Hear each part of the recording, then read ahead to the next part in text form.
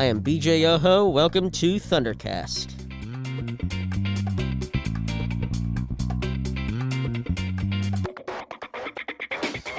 Today on Thundercast, I will be interviewing Mr. and Mrs. Sean and Lori Vandeventer. How are you doing today? Doing well. Thanks for having us, BJ. Yes, thank you. Well, thank you for coming on. So, Mrs. Vandeventer, you are the librarian at Eastern. Yes. And Mr. Vandeventer, you teach communications classes, right? I teach industrial technology classes, but Intro to Communications is one of them, yes. Okay. Mr. Vandeventer, I remember back in your first year, you said that you used to be a principal down at Bloomfield High School, was it? No, actually, I was a principal at Mitchell High School. Mitchell High School. So going from being the principal at Mitchell High School and coming to teach a class at Eastern Green, how did you make that decision to transition from more higher up to coming to Eastern with a regular teaching job? BJ, being a principal takes a lot out of you. You know, your job never ends. When you have students that are in a play or in, a basketball game or a baseball game or a football game, you want to try to support all your students. So personally, I tried to go to every event that I possibly could go to. Trying to do that, trying to, run the school with the teachers, run discipline, also try to be a husband and a father myself. There's not a lot of hours in the day for you to do all those things. And after 10 years of it, I was just tired. And I wish you could say as a principal, you get to make a lot of student relationships. And I missed that part of it because being a teacher in class, you see those kids every day. And you get to talk with those kids every day in class. And you can build some relationships that way. And that's what I miss. So it was a good opportunity for me. We're trying to step back a little bit, but I've enjoyed it. I feel like a lot of people, when they go into different careers, they're always focusing a lot on the money aspect of it. So I remember when you first came here, a lot of people, when you'd said you used to be a principal, everybody was like, oh, why'd you leave that? I bet that got paid a lot more. And I remember you always said the money is not always the best part of it. And I feel like a lot of people, they try to look too much at the money aspect of it, but the part they're missing is they're going to be working at that job and they've got to like it, because if they don't like it, then they're not going to give it their all. Yeah, I completely agree with you. And you're right. I tell a lot of my classes that, if you figure a minimum, you're going to be working in a job for 30 to 40 years. And if you start out in the first 5 or 6 years and you're just miserable in that job, it's going to be a long 30 to 40 years. You got to try to find something that you enjoy doing.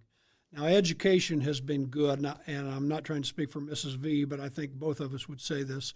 Education has been good to us. We enjoy the changes every day with kids and just being around kids and trying to help them and guide them and lead them. And, it's been very good to us. So we're big supporters of the educational system. So I talked to Mrs. Vandeventer, and she said you were high school sweethearts. Can you tell us a little bit about that? I don't even really remember the first time that we met. He moved to the same school that I was in, which is Bloomfield, moved there in 4th grade. And so sometime in 4th grade we met. We dated a few times earlier years, but our senior year of high school we started dating, and we haven't broken up since. She was desperate. I don't think so. Yeah. It was a choice. It was a choice. Well, you guys make an amazing couple. I will say you. that. So being married, you're together a lot at home, and now you come and work at the same place at Eastern Green. How does that feel, seeing each other in the hallway, being husband and wife and co-workers? It's actually something that we have never gotten to experience before, because I've been in education for 30 years now. But we've been in education for 30 years. And for the first 27 of those years, we didn't have the same schedule. We wouldn't have the same spring break or the same Christmas break. Also, for the first lots of years, Sean was a basketball coach, which is also something that takes an extreme amount of time and effort and commitment away from the family. So then after basketball coach, he moved into the principal's seat. And we have spent so much time away from each other and not being able to see each other except in passing, like talking about who's going to pick up the dog at the vet's or who's going to drop off the kids doing something, that it's just good for us now to actually be with each other, to be able to see each other. So it's not a burden at all. I mean, it's something that we have looked forward to, and it was actually part of our decision when he decided to step out of the administrator's role. Mrs. Vandeventer, you wrote a book. I did. I believe it was published last year? It was published in 2019. Okay. Can you tell us a little bit about that? Sure. It's not every day you learn that you know an author of a book. Exactly. Yes, it came out in September of 2019, which was just in time for the pandemic to start. So I didn't get to do some of the traditional kinds of things when you launch a book because of the quarantine. Hopefully I'll be able to start back up with some of the things. My book is called The Auspicious You, and it's letters to hesitant and hopeful young adults. Basically, it's for high school seniors and college kids. And it is based in all of the conversations that I've had with kids throughout the years. And I have a gift that I always give the students who are in my classes, which is just a blank envelope. And they have to send me a letter, and then I write them back and send them their graduation present. And actually, my seniors this year just got their letters yesterday. And I love sitting down and writing to them and answering their questions. Whenever I did, it started into the process of thinking through that I'm seeing the same kinds of issues lots of times over and over and over. And so those same issues became something I wanted to share even more, which became the letters for the book. So you can read it from the beginning to the end and it makes sense, but you can also just step into the one particular letter that you need at the moment. There's also a Christian companion that I wrote.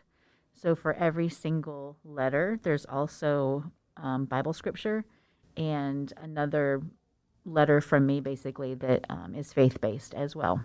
What do you think was your main goal when you were writing The Auspicious You? I think encouragement, because you're standing right on the edge of your future right now. So you know that feeling of, oh, I can't come back here next August. I've got to plan something else. And the things that people plan, sometimes they work and sometimes they don't. And when things don't work out, I just saw students really panicking and lots of stress and lots of questions about what their future should be. And honestly, I just wanted to encourage and just to give a moment of just calm down. It's going to be okay. You can think through this, and here are some specific steps that you can take to think through the different issues that you're having. I feel like a lot of the books out there that are meant to give encouragement don't really hit the right beats. And I sat down and I read a little bit of your book, and it hits a lot of the beats. That means a lot to me. Thanks. One of the biggest issues I have with books of the genre that you have written, they don't hit the right beats. They automatically assume, okay, this is what's going on in the person's head, and this is what I need to cover. But they never hit the right notes, and they never get the right aspect down. Whereas in your book, it's almost like you can read minds, or you've seen everything, so you have an answer for what everybody needs to know. And I think that's part of it, BJ. Like we said, we've been doing this for 30 years. So nothing surprises us at this point. And we've seen so many kids face the same kinds of issues. And when you see that many people doing the same thing, you just know that it's a real issue in our society or in our schools or in that age group. So it means a lot that it meant something to you. But nothing made it into my book if I only saw or heard it one time, if that makes sense. When I wanted to figure out what I wanted to write about. And there's like 3 sections. There's a relationship section. There's encouragement. So like as you are facing your decisions about college and what happens if you're at college and you make mistakes, and if you do something stupid, how do you get out of it? And what about your future when you're thinking along the encouragement lines? So there's 3 different sections.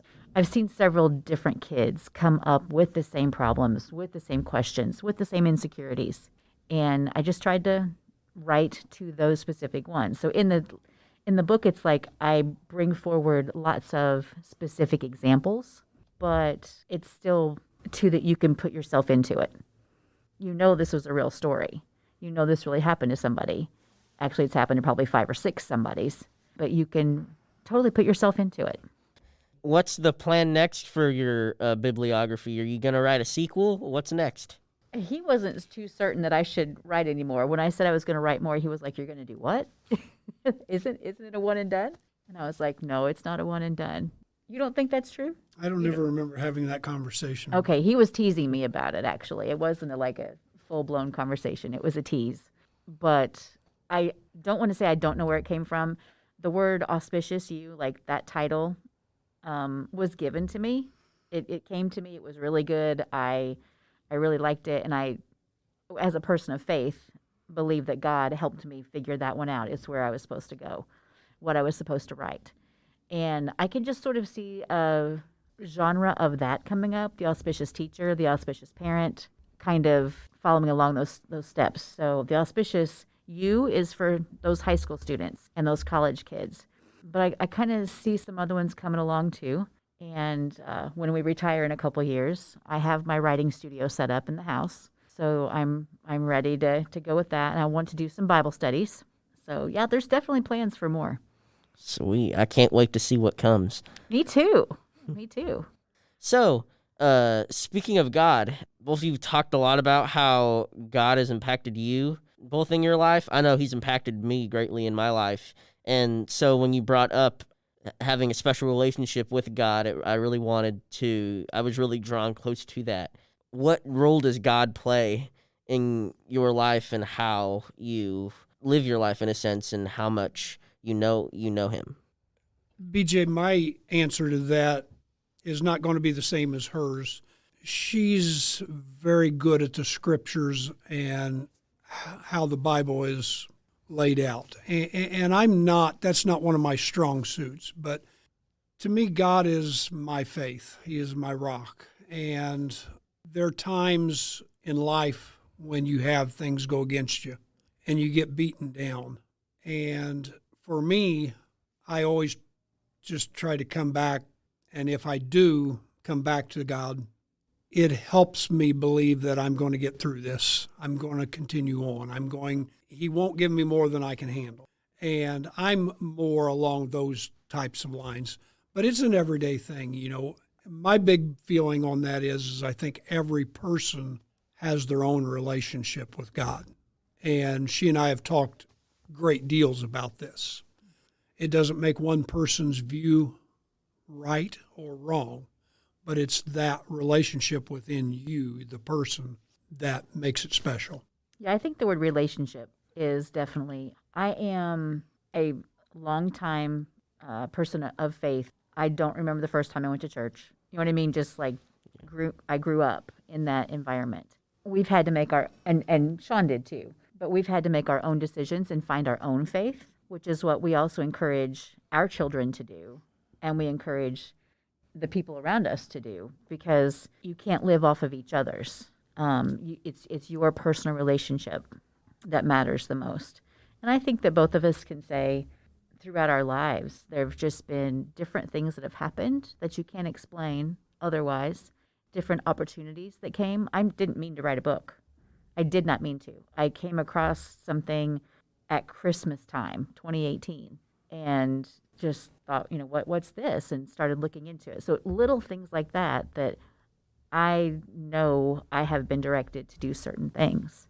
I think it's important for everybody to make their own decisions on that and be able to have the freedom to, you know, choose their following, because you can't depend on someone else's faith. God, he gives you the choice. He doesn't force you to believe in him. Of course, he wants you to believe in him, but he doesn't sit there and tell you, okay, you have to believe in me. But I really like how you get the freedom of that, but I also really like, unlike in other religions and other beliefs where you have a set of rules where you have to follow, whereas in Christianity and reading the Bible, yeah, there are rules.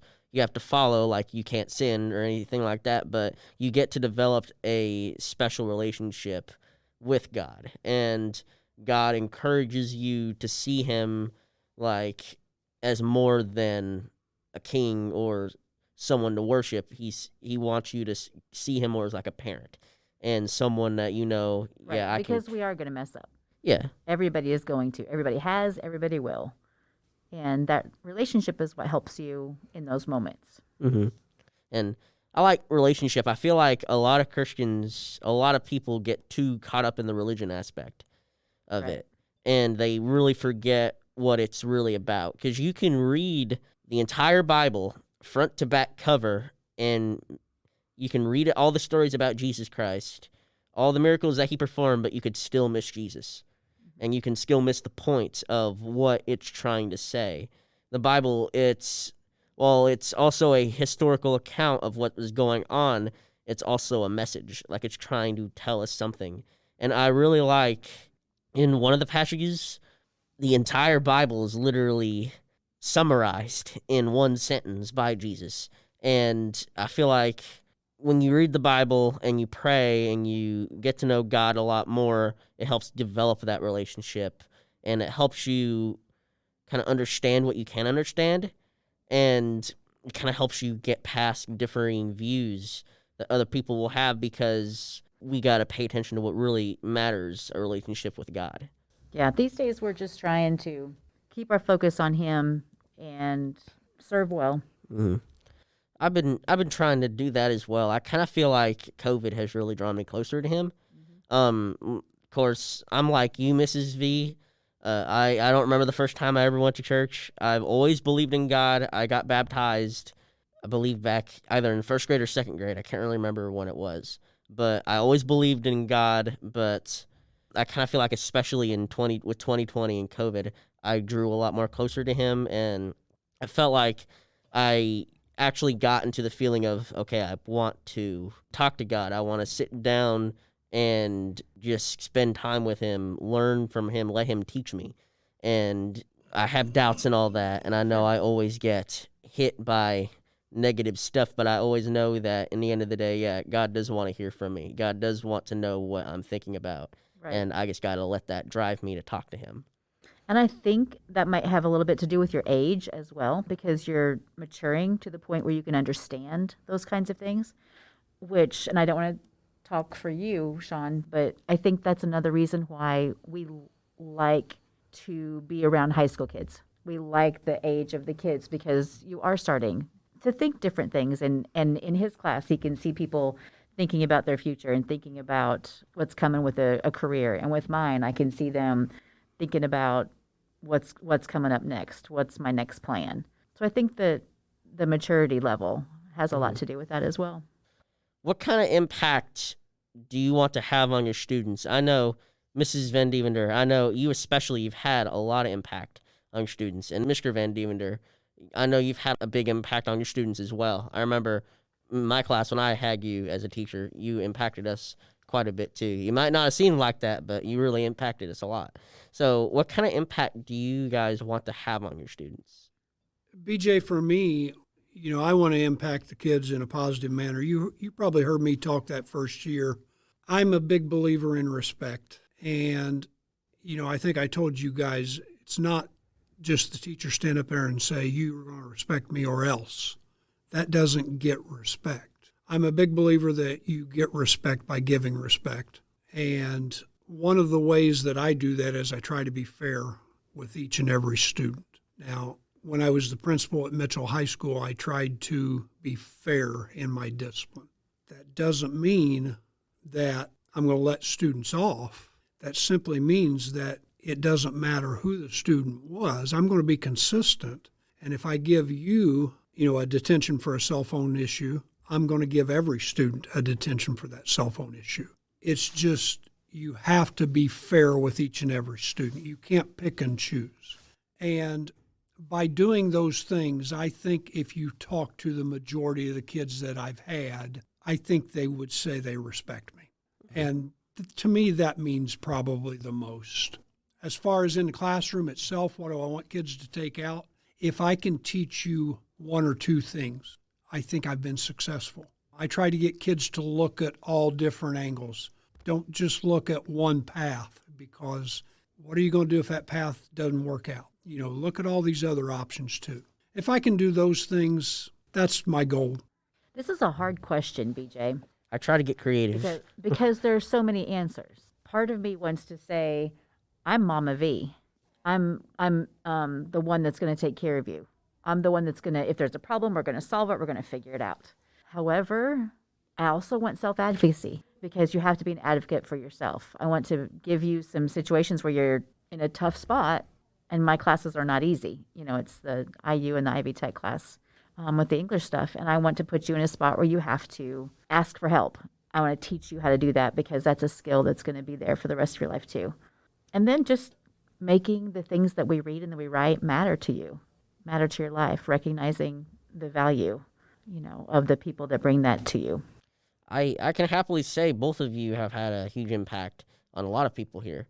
Mr. Vandeventer, where you said with respect, I feel like respect is a huge factor that a lot of people, it's really important to learn it from early on as well. And I feel like with you exposing all these students to respect is really great.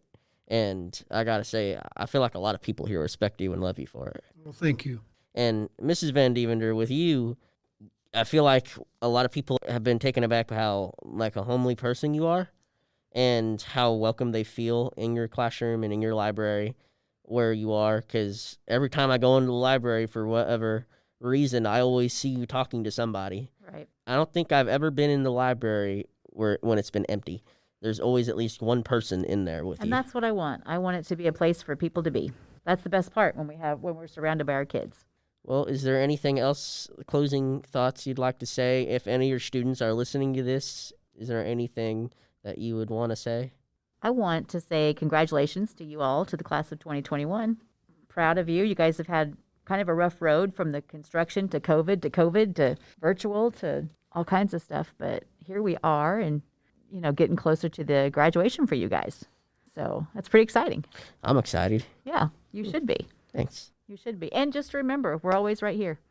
BJ, I just want to thank everybody for letting me be part of Eastern. I mean, I've been welcomed with open arms, and I appreciate that.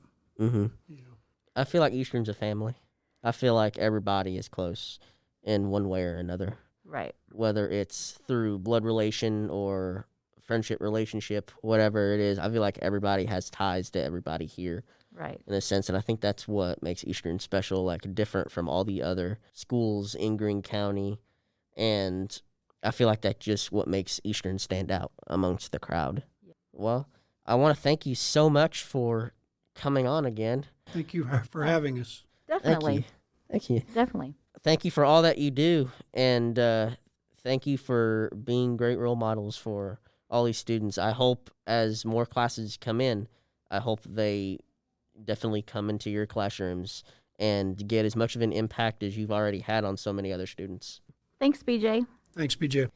Well, thank you for joining us today on Thundercast. Remember, always appreciate your teachers out there. With that, this has been BJ Yoho, and for the final time, this has been Thundercast. Thanks for joining us for this episode of Thundercast. Please tune in for our next episode coming very soon. If you have any suggestions or comments, please email us at thundercast@egreen.k12.in.us. You can subscribe to hear every episode of Thundercast on iTunes, Google Play Music, and Podbean. All content in this podcast is property of Eastern Greene School Corporation and may not be used without express written permission. All rights reserved.